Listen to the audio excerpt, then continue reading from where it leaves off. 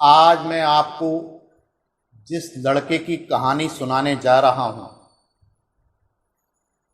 ये कई प्रकार के कार्य कर चुका था। अपने घर का लाखों रुपए डुबा चुका था। जब घर वालों ने पैसा देना बंद कर दिया तो दोस्तों से, यारों से पैसा ले लिया। जब वो पैसा भी डूब गया तो बैंकों को चूना लगाना शुरू कर दिया,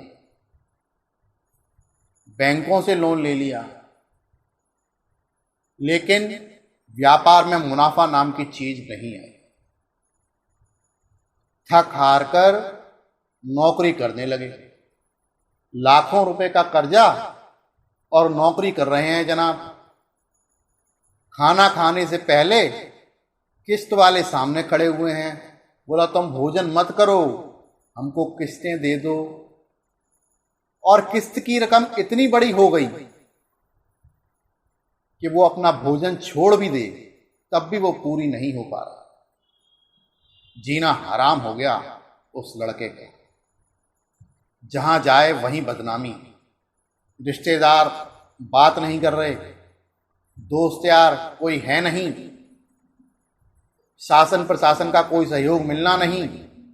ईश्वर जैसे रूठ गया, बुरी तरह हताश, बुरी तरह निराश। कोई खुशखबरी की कोई संभावना नहीं। पहले पंडितों के पास गए, कोई ये ग्रह शांत, फिर वो ग्रह शांत।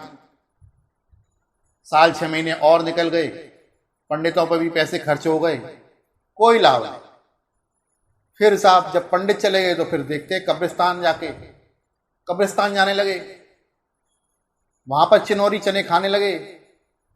किसी ने 40 शुक्रवार बताए, किसी ने 11 शुक्रवार बताए, जिसने जैसा बताया। कोई यंत्र पहना रहा है, कोई मंत्र गुनगुना रहा है, पर हालत में कोई बदलाव नहीं। हौले धीरे उम्र हो गई 30 की, 30 वर्ष की अवस्था हो गई। हालत खराब, नौकरी करना परम आवश्यक, लड़ाई झगड़े की आशंका बनी रहती। और जब ये मेरे पास, मेरे संपर्क में आए, ये घटना मैं आपको लगभग 14 साल पुरानी बता रहा हूं। जब ये मेरे संपर्क में आए तो ये कोई ईश्वर पे भरोसा नहीं करते थे, किसी तंत्र मंत्र यंत्र किसी पे भरोसा नहीं करते थे, क्योंकि लोग इनको इतना ठग चुके थे कि इनको अपने ऊपर भी विश्वास नहीं रहा था। अब चूंकि ये किसी मित्र के जरिए मेरे पास आए थे तो उस मित्र का भरोसा उधार दे रखा था इन्होंने। ऐसे मित्र जीवन में बहुत कम होते हैं जो आपकी उन्नति चाहते हैं, और जिनके जीवन में होते हैं उनकी उन्नति होना निश्चित है। मित्र बहुत कम होते हैं। जब ये आए तो मैंने इनकी कुंडली का विश्लेषण किया और मैंने इनको बताया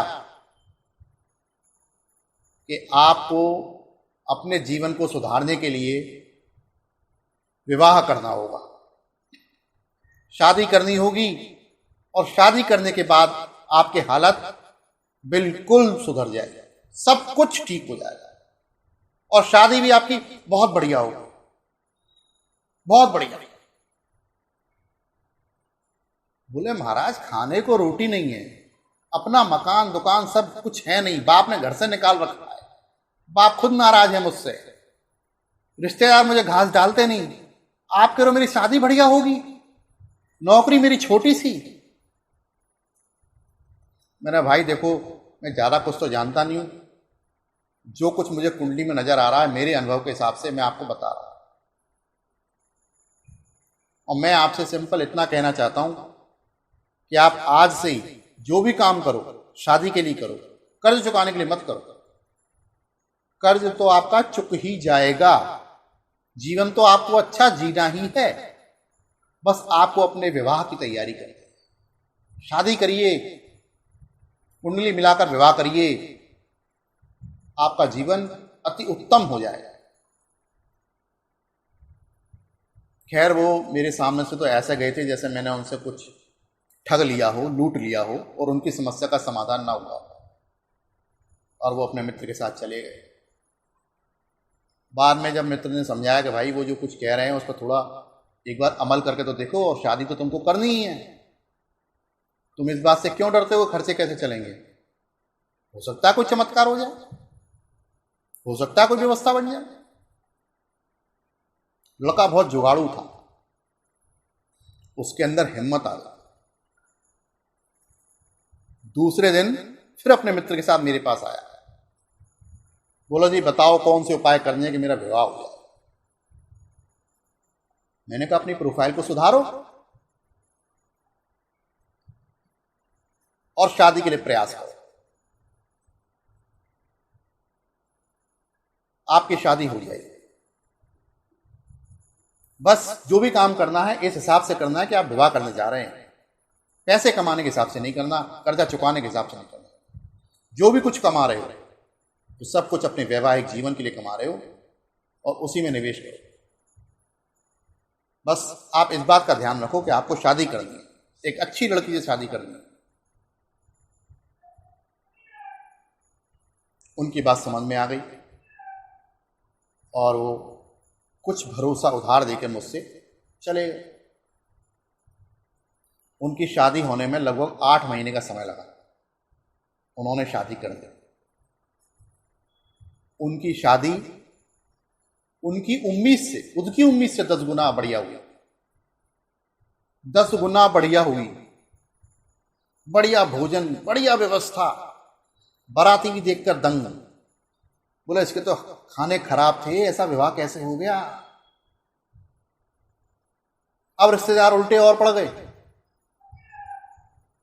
उसकी धर्मपत्नी को भड़काने लगे कि ये तो निरा नंगा है, किससे विवाह कर लिया तुमने?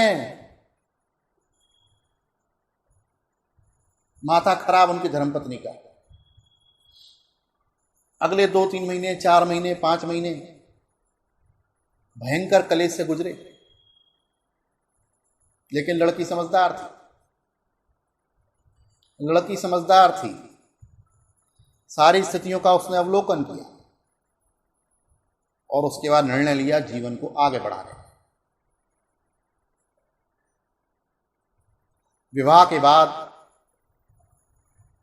स्थिति में परिवर्तन आया, धीरे धीरे स्थायित्व आया, वेतन बढ़ा, साइड बिजनेस किया, वो भी लाभ में जाने लगा।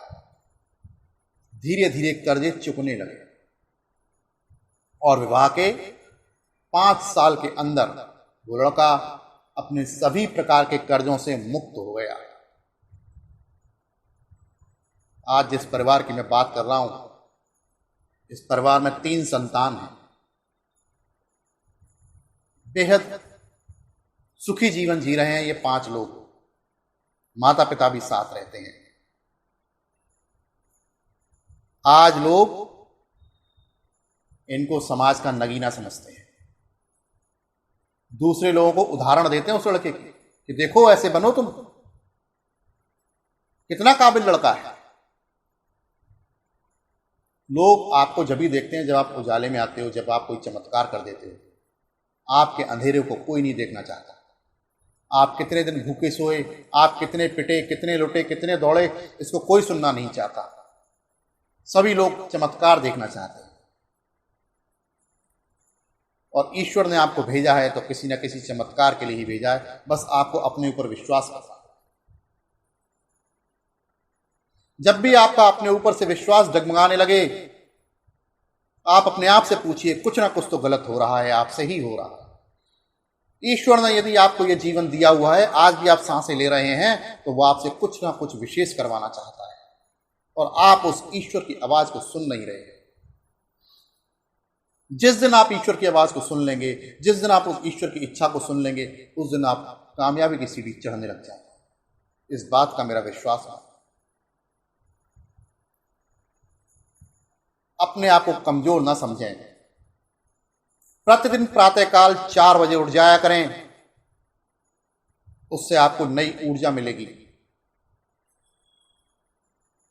गायत्री मंत्र का जप किया करें, इससे आपका एक ऑरा बनेगा, पॉजिटिव ऑरा बनेगा, जो आपको ताकत देगा, आपको एक विचार शक्ति देगा। आपका विचार ही है जो आपको आगे बढ़ाएगा या गड्ढे में ढकेलेगा। अपने ऊपर भरोसा कायम रखें। इस वीडियो को देखने के लिए बहुत बहुत धन्यवाद। नमस्कार।